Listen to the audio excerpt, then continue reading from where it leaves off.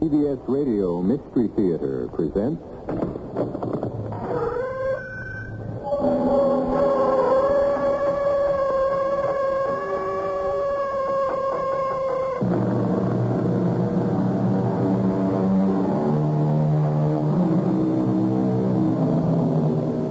Come in.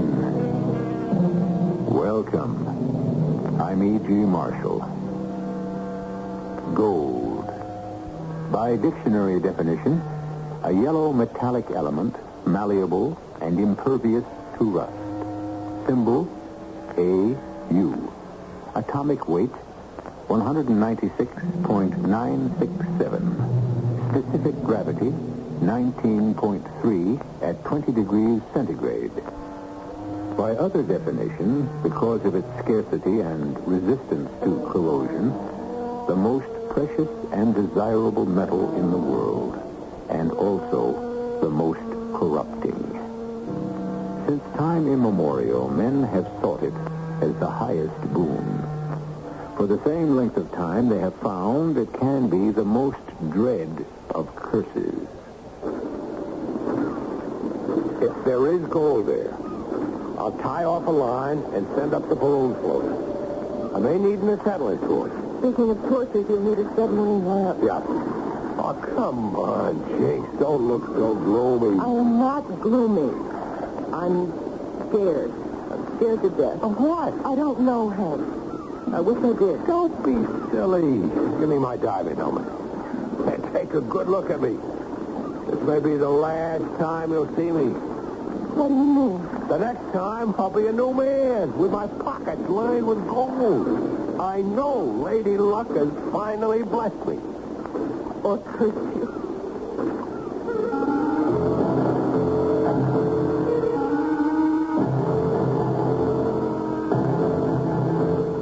Our mystery drama, Fool's Gold, was written especially for the Mystery Theater by Ian Martin and stars Mason Adams and Terry Keane.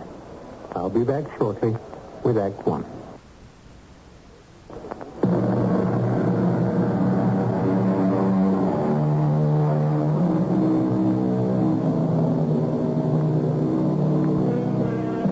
The search for buried treasure always has the lure of romance. It's very easy to forget that underneath the urge to find it is buried one of man's oldest sins, the sin of greed, for which, no matter how large a store of gold he may amass, by the terms of Christian ethic, he must finally pay the price. All of which is the story of Hank Levitt. Thank you, Stuart. There's your martini, Jinx. I didn't order a drink, Hank. I did. For both of us. Celebration. Not the way I see it. Oh, come on. Jinx, let's knock it off. We're on our way to the greatest adventure in our lives. If it pays off, forget the lean years. You and me, we're going to be richer than King Midas. For me, the greatest adventure of our lives was meeting and falling in love. So you can't be rich and in love, too? Stop and think what this could mean to us. Hank, that's what I'm asking you to do. Well, what's to think? A year of bone-breaking, mind-boggling research that was worth it to turn up the charge. Was it? Was it worth turning over all those stones and the things that crawled out? Was it worth the money and the risk and all that time I apart? couldn't take you with me, Jinx. I wouldn't have taken the risk of exposing you to that kind of danger. Well, maybe I'd rather have that risk than the other. What other? The risk of losing you. Oh, no sweat there. I know how to take care of myself. I wasn't thinking about you. I was thinking about me. You lost me somewhere. Did I, Hank? That's just what I'm afraid of.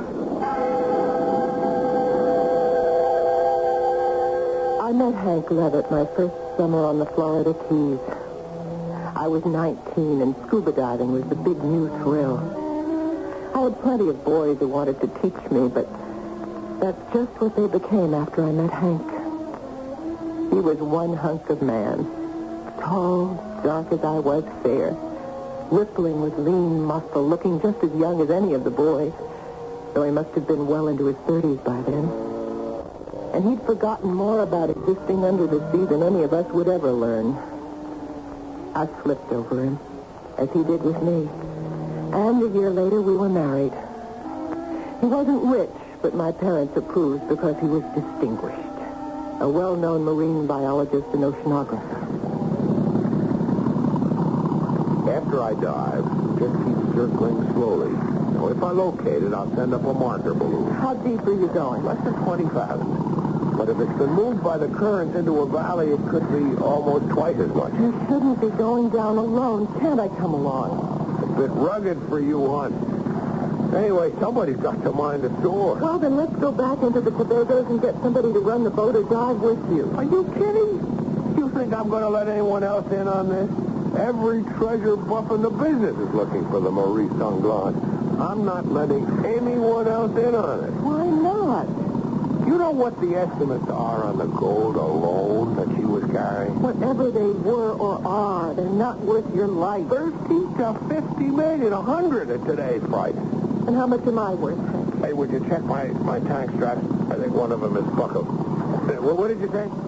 I said, how much am I worth? Oh, come on, Jinx. It's just sour grapes because you're not diving with me. Brace yourself in the gunnel. I'm going over. It was sour grapes, all right. Because what had started out as an incredibly romantic thrill, the sharing of a whole new world with the man I loved, the exotic, strange, enchanted forest of the seabed and its secrets, had very soon faded from dream to nightmare. Hank didn't scuba dive for pleasure or to further his studies of marine life. He was a man with an obsession, hooked like a gambler on making that great discovery, uncovering that fabled hoard of pirate treasure. And far more than me, he was married to another woman, the Maurice Sanglant, a ship which sailed into mysterious oblivion along with her master, Captain Lafitte, over 150 years ago, hull down in the water from a cargo of buccaneers' gold.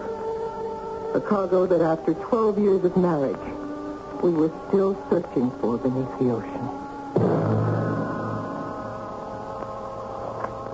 Jinx! I'm here, Hank. Well, what are you doing with the blinds drawn? The heat really knocks me out, and I just couldn't stand the glare of the sun anymore. I have great news. I've got a boat all set up, and a man I can trust, since I got his name from old Pudge Gentry back at the Keys. And tomorrow, we're going to prove out this chart and start on our way to scooping up enough money to own more of the world than we'll ever need. Oh, Hank, I already have all of it I need. If only I had you to go along with it. Come on, darling, let's not start quarreling. All I want to do is stop it. Great. Then let's. Look, we're on the verge of finding what we've been looking for all these years. What you have been looking for, Hank. Not me. Oh, Hank. I've been after such a simple treasure, but you haven't allowed me to find it. What do you mean? A child. Children. Oh, there's plenty of time for that. Is there? I'm not 19 anymore, you know. I'm 31. So what does that make you, Hank? Oh, I know that you don't look it. But if we had a child right now, you'd be deep into your 50s before he was... or she was 10. Bit late, isn't it? Not too late. Maybe. We got started right away. Well, we will. Just as soon as we... Just as soon as... How often have I heard that? The Maurice Sanglant, that damn ship, is come first in your life in all the years we've been married. The one we've chased all over the Gulf and the Caribbean. You always turned out to be an illusion. Not this time. I have a chart. I know exactly where she went down. 150 years ago. You should know better than anyone that shifting tides or currents could have moved her miles from that position. And Hank, even if you find her, how are you going to raise the capital to salvage her? I'll get it. At the cost of another few years of our life? Is it worth it, Hank? Have a heart, Jinx. You can't deny me one last chance. No, I suppose not. I just wish I weren't haunted by the uneasy feeling that that's just what it is.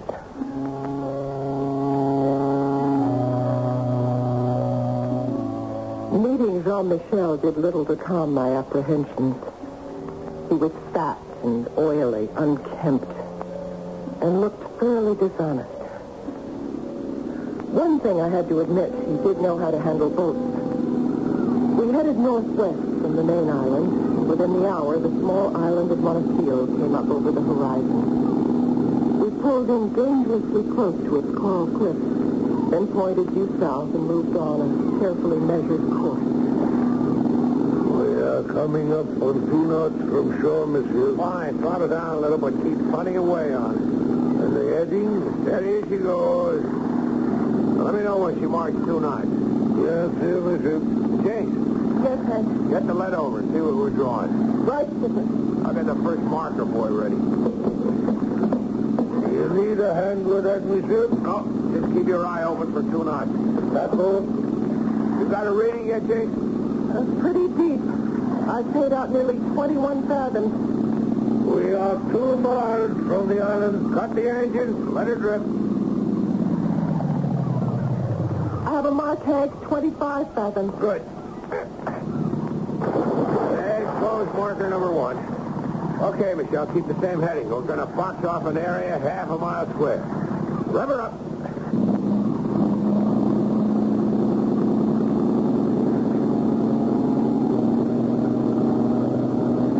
After we dropped the 4 marker buoys, we scuba dove the rest of the day. We didn't cover as much of the area as Hank would have liked because the bottom began to shelve off a little deeper than I like to dive, and Hank had to spend a good deal of time coming up to the surface for tanks. Grab the tank, will you, Michelle? Oui, monsieur. No luck? You're not going down again. No, I bought it for today. You want me to up anchor, Monsieur Levitt? What for? You're not going to dive again today? No, but it's pretty far back to the main island, so we might as well stay moored here. Save us a lot of time in the morning not having to mark the spot where we left off. You don't mind, darling? Not any more than I mind the whole thing. Are we going to start that again? Look, the chart makes all kinds of sense. We know Lafitte just dropped out of sight in 1825.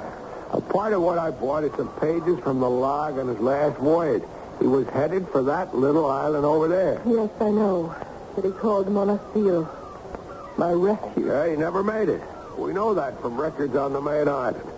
Nobody has ever lived on that island except gulls and ospreys.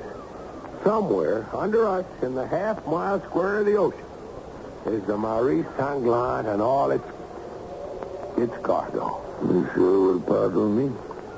Sure, Michel, what?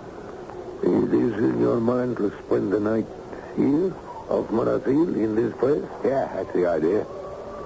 And you think that we are, in a way of speaking, riding at anchor over the grave of Jean Lafitte's ship, the Marie Sanglant? Why, You know of the ship, Michel?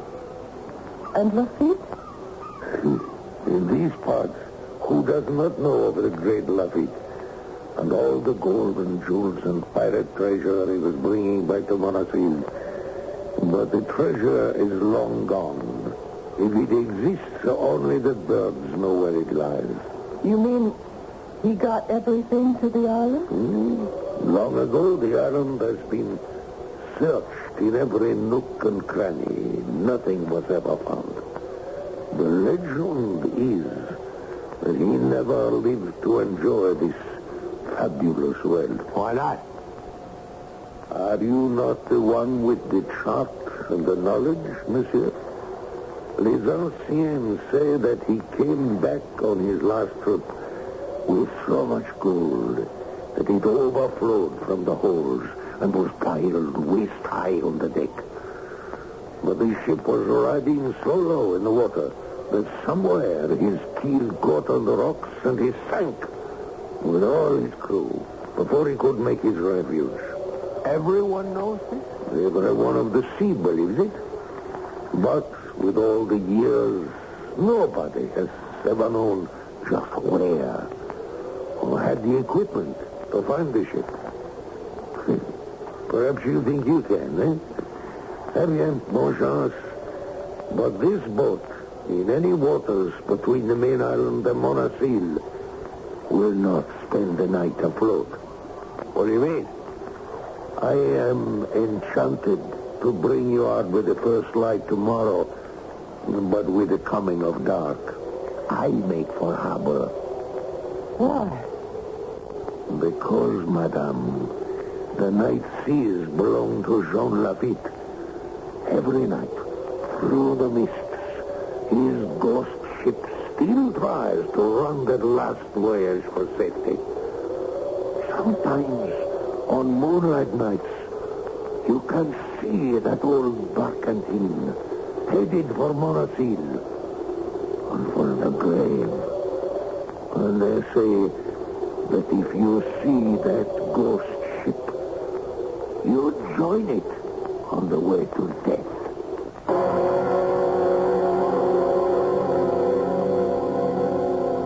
Shades of the Flying Dutchman of legend, that restless ship doomed to roam the seven seas forever, for some crime too great for any universal being to forgive.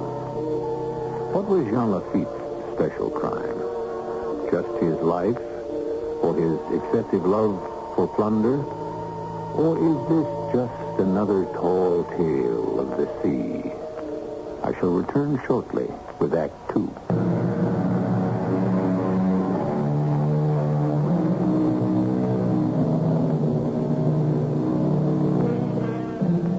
Who was Jean Lafitte? He was a privateer and a smuggler, a double agent between the British and the Americans. He fought on the American side in the Battle of New Orleans, and after the War of 1812, returned to piracy and roaming the Spanish Main. In 1825, he disappeared and was never heard of again. But 150 years later, at least in the small section of the South Caribbean where Hank Levitt is now hunting for his gold, his ghost still haunts the seas. And who knows, perhaps his ill-gotten gold still lies beneath them to be harvested. I know that ship is there. I know the gold is there. All right. Suppose it is. Then what? Don't you want to be rich? Not particularly. And even if we can organize a salvage company and not get stolen blind and get it up, it's still nothing I'd like to dirty my hands Now, with. what the Sam Hill does that mean? Hank, it's dirty gold. It's stained with blood, innocent blood. And the crimes of vicious men. Why do you want money like The that? gold isn't responsible. It's how a man tries to earn it. There's nothing dishonest or wrong about what I'm trying to do. No matter what you say, no matter how many years it has spent in the ocean, nothing will wash it clean. It can only cause trouble and violence and heaven knows what much worse if you keep after it. How? For one thing, I don't trust Michelle. Why? Because he's superstitious? Because he refused to spend a night out there on the water? Afraid of a man in the ship that must have rotted to bones by now? I don't know about that. It's something else. What? I don't trust him. Oh, forget how he looks. He's a friend of Pudge's. It's all the recognition I need to know he's honest and can be trusted. Not where gold is concerned. Hank, please, don't you see? If it's there, he already knows where to look as well as you do. What I'm afraid of is it wasn't superstition that drove him back here to the main island. Well, what else would it be? Well, he could maybe be getting some more men to hide somewhere on the boat so that if you should find the sunken ship tomorrow, they could... Oh, come on, Jane. I'm just scared. Just plain scared. I'm asking you one last time to drop the whole thing. You've got to be kidding. Just when I'm about to get my hands on a fortune. Now, look, lay off, Jane. If you want to walk out of me, go ahead. But nothing is going to keep me from searching for that gold till I find it.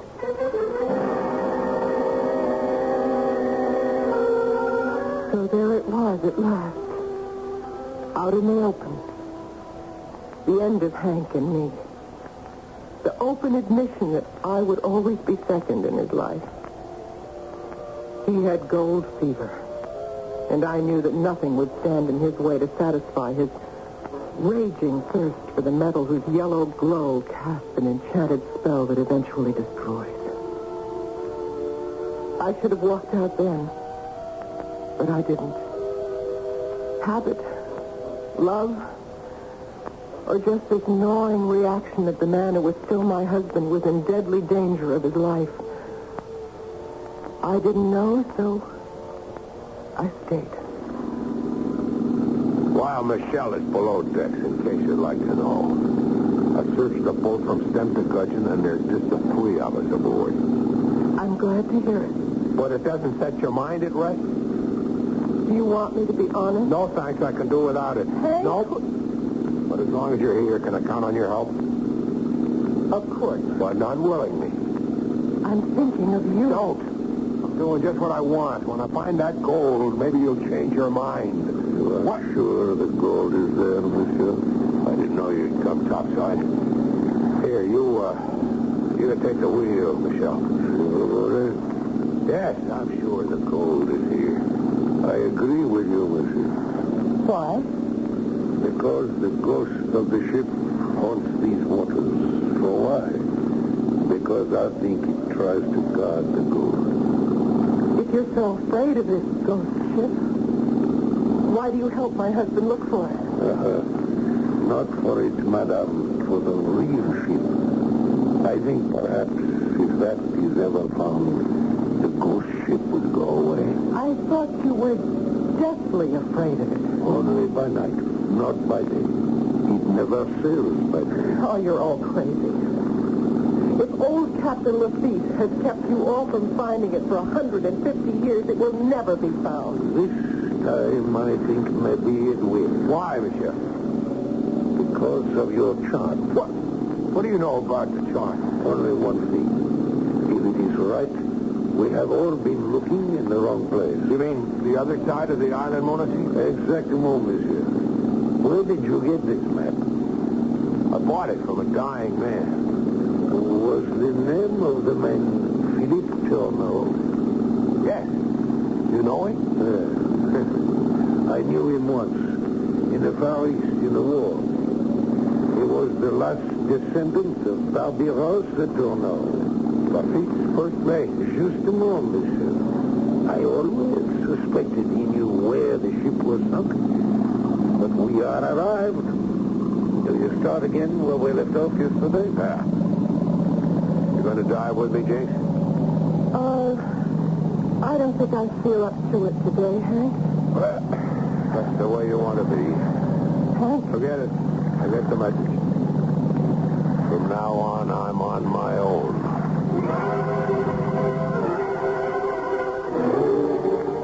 I wanted to try to tell him that he wasn't. But the main reason for my staying aboard was Michelle, to watch him, to try to protect Hank. But there was a wall between my husband and myself now. A wall of gold that was stronger and more impervious than stone or steel. There was no way back, around, or over, or through it. Particularly when late that afternoon, Hank found the end of his private rainbow. The wreck of Lafitte's ship and his hoard of gold. It was all so sudden and unexpected that when it happened, I froze. It's sitting down there in 35 fathoms. Hank, you came up too fast. I had to. The air was getting low, but I'm all right. But if you get the bend... Help me get off deep. Thanks, Michelle. Oui, monsieur. Oh, don't worry. I'm okay. I wasn't down deep long enough. And I'm going right back. No, Hank.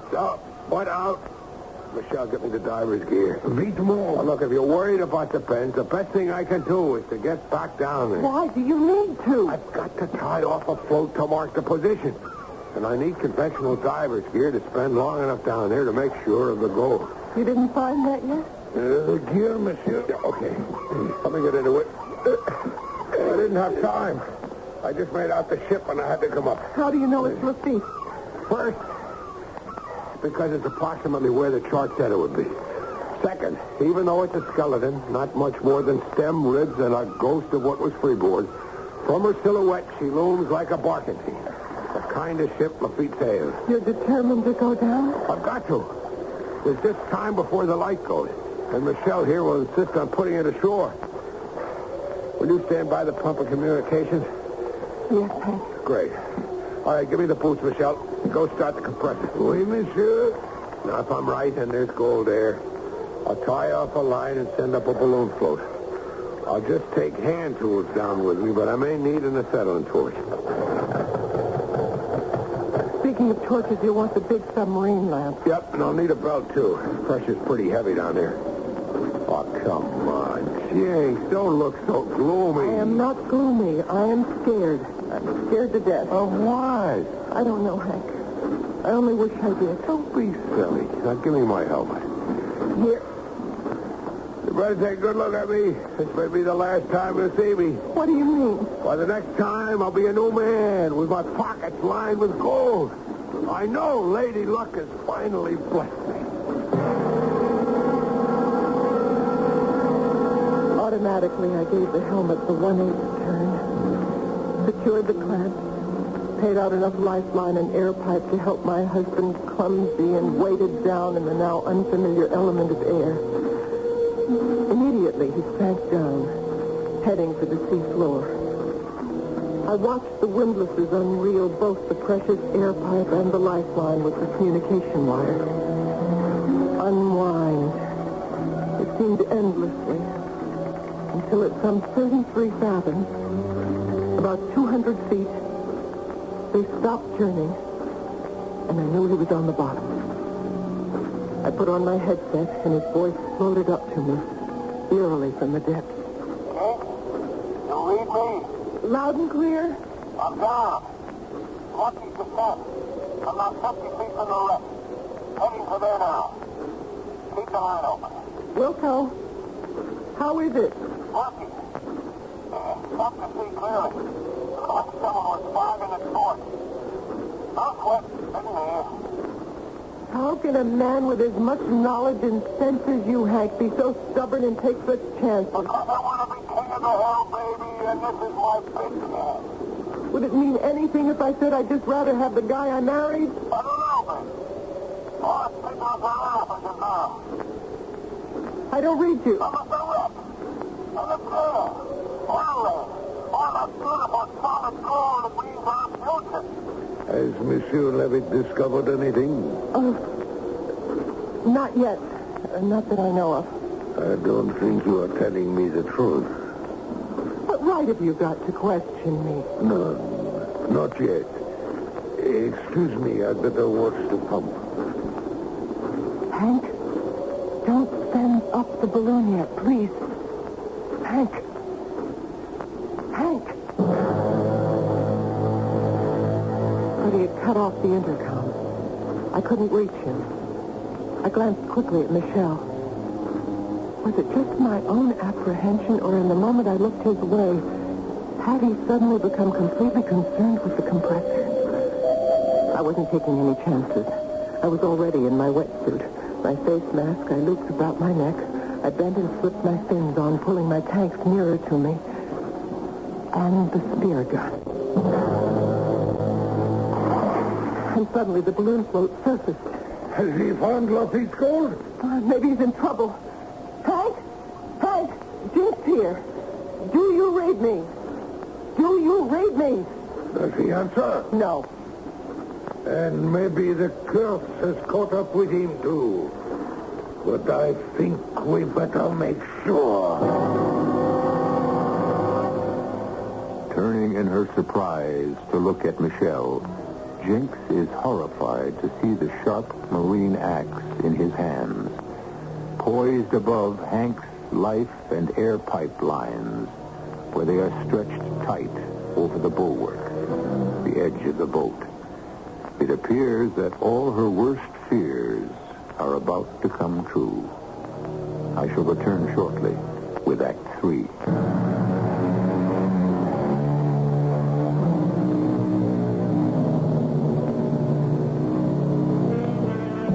Two tenuous threads, one called the lifeline, the other even more important to life, the air pipe. Keep Hank Levitt alive on the sea floor. Above, on a boat that floats some 18 to 20 stories above him, his wife, Jinx, and the captain of the boat, on whom Hank's life depends, face each other. Poised in Captain Michel's hand is a sharp axe, which in one swift chop could sever all communication with the diver. Take his life. What are you going to do, Michel? Since your husband has found the gold, what I must. No, wait. Wait. If you want the gold, it's yours. I can promise you in my husband's name. You cannot do that. Believe me, we'll give it all to you. I do not want the gold. All I want is peace and rest. As you do. I don't understand. Well, you do. You just don't want to. We both want to cut clean with the past. The only difference is that you do not have the courage. Well, I do. No! No! You cut his line. Of course. Don't you understand he has to die? No! No! If he steals the gold, if he brings back into the world all the suffering, the brutality, the evil, and the curse that rides with it, it's like opening Pandora's books again. Lafitte is gold, and your husband must die. I won't let you do this. Don't make me kill you. Put away that gun. You can't leave Hank to die. I can do what must be done for the greatest good. Gold is a pestilence, a sickness that man can never control. Whoever spreads that sickness must die. I won't leave Hank to die. Then you must die too. At least by my own hand. Not yours.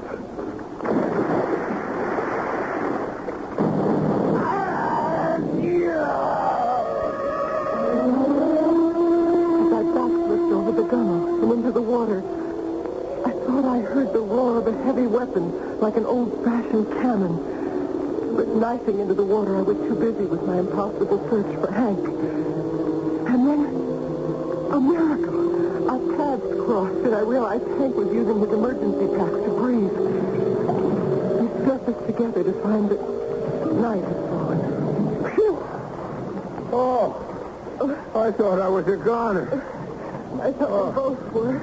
Where's the marker? We haven't lost it. Hank, is that all that matters? Oh, I found Lafitte's gold. I'm not going to lose it now. The first thing is to stay alive. Where's the boat? I don't know. When I went over, there was a sound like an explosion. Let's try to orient ourselves. The moon is coming up. Now, let's see. Mona Seal should be black against the horizon. Look for it. I'm looking. We'd better find it. Because if the boat is gone, we'd never make the main island. And if we have to... What is it? Look. What? A full-rigged ship. Could that be the barking? Oh, without sails or masts, who can tell? I only see the ruins of a hull. Could that be the hull you saw? Yes. And it's the ghost. Ghost ship or not, if we want to save our necks, we'd better give it a hail. Help! Help! We're off your starboard bow!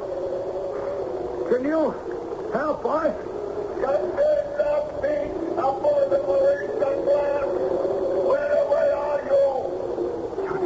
Are you crazy?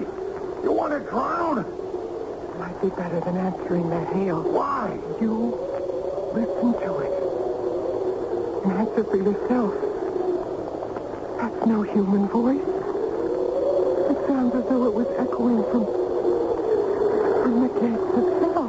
This is Captain Lafitte aboard the Marines on land.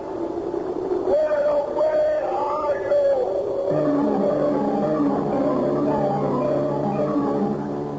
Where away indeed?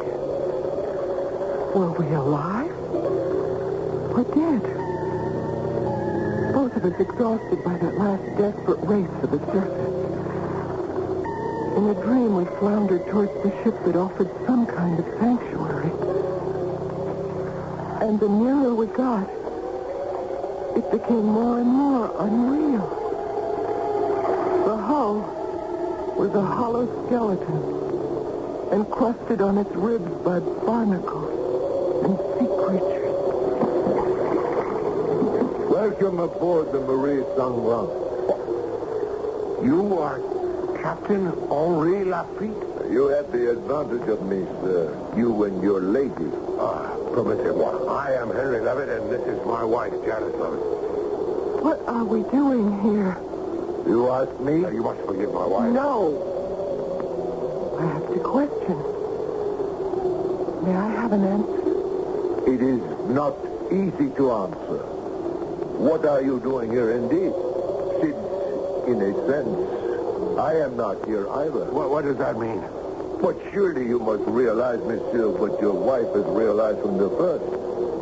That this ship, we are all in limbo. For any given moment, we exist only by chance. And at any further moment, we could vanish like the spray from a wave. Then why are we here? You want my gold? I have no wish to try to steal it from you. Is that so? Search your art and find the answer. But if you desire it enough, are you willing to pay in return? I'm not sure I understand. Allow me, if you will, to cite my own case. I, like you, was obsessed, possessed even, if you will, by its lure. I spent my life in search of it. I know. Do you indeed? Forget your history. Let me tell you of the end of my life. After my fortune was stolen from me in Galveston, Texas, I took again to the high seas. Piracy was not easy by then. The pickings were small. But gradually I built a small fortune with the same cannon, one of which may have blown your boat out of the water and into eternity a short while ago. I and my crew plundered many ships. And the gold you stowed in your hold was stained with innocent blood. May not show more. What else? But it is not a full cargo. Then came what I thought was my luck, but I found was my curse. What? Suddenly, of course, on her flight to Spain was an old-fashioned galleon fleeing the end of civil war in Bolivia. We attacked and boarded her, happy to find her an easy prey. But at first disappointed that she carried a flock of priests and nuns, a poor lot. But then came the glorious surprise. A cargo. I have to laugh when I remember that priest and the head nun whom my mate, Bobby Ross, brought to me in the cabin. Capitano Lafitte, Monsignor Michel Lugos of the Spanish Mission of Bolivia. Because of the war, I am returning to Spain with my priests and nuns of the Order of Santa Maria del Gracia. Here is Sister Carmelita, who's the shepherd of our nuns. So? You have killed and hurt many of our people. C'est la vie, c'est la guerre. But we have no war with you. You are French, no? Citizen of the world. But still, one of us. Now, what does that mean? You are a pirate. You don't want me to take all the gold your church has ordered and is trying to steal away back to Spain? The artifacts of the Lord are precious far beyond their worldly value. What you carry in the ship in gold crucifixes, altar pieces, goblets, doubloons, gold bars, and bullion, precious gems, and too many other things to enumerate is a king's ransom. Are you asking me to forego that? These things belong to the King of Kings. Correction, Monsignor. They now belong to me. Oh, you would plunder the Lord's treasure. If it is made of gold, I would tear it from my mother's breast. Antichrist. Pagan. Call me what names you will. They cannot hurt me. As for your gold, it is mine. It belongs to no one else. Even this. Hey, handsome goblet, Father. Thank you for offering it to I me. don't offer it to you. Huh? I hold the host before your eyes. And as you desecrate it, I call on the church to come on a cat. Let me off. I have heard enough. Not yet. I am yours, Almighty Father. But for this Antichrist, I petition you in all your might. Adios. You have killed me. You talk too much. Hear this, El Capitano. You have brought a curse on your head. This curse that you will die before you ever reach safe harbor, and you will never rest again when this gold is yours through all time and forever. You will wander homeless.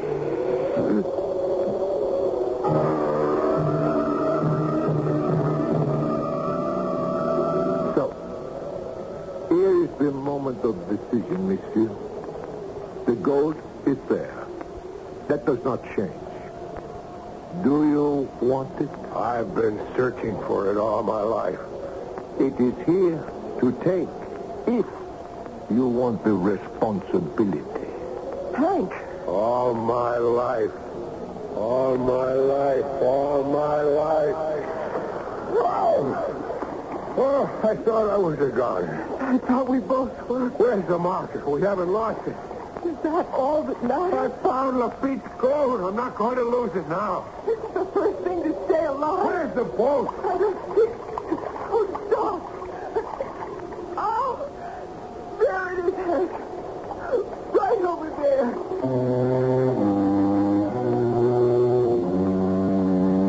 By the time we both had swum to the boat and clambered aboard, we were so exhausted we just lay like a couple of gassed fish fighting for breath.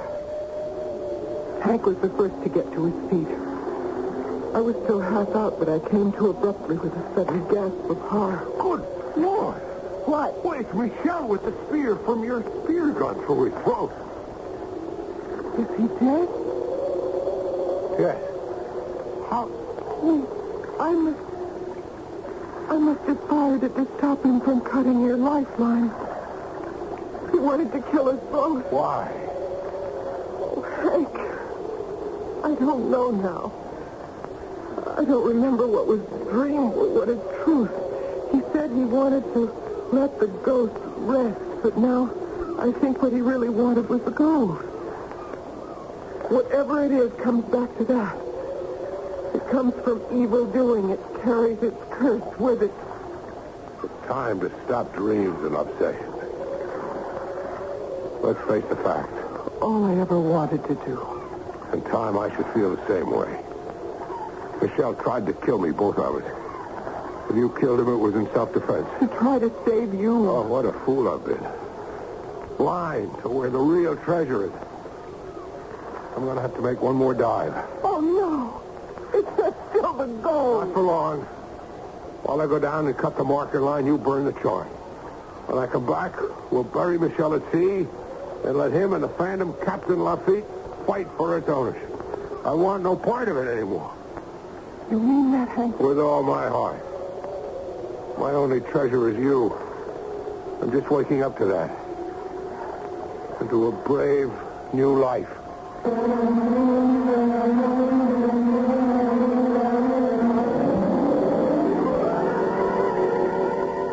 Did Jinx and Hank step across that strange border between life and death and meet the shadows of the past?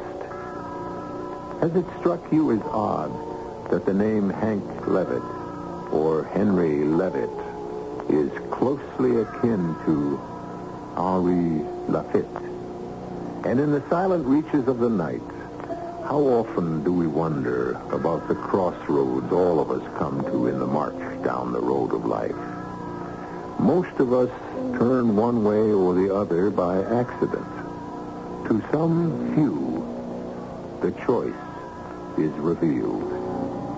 This time, to someone who chose the right turning.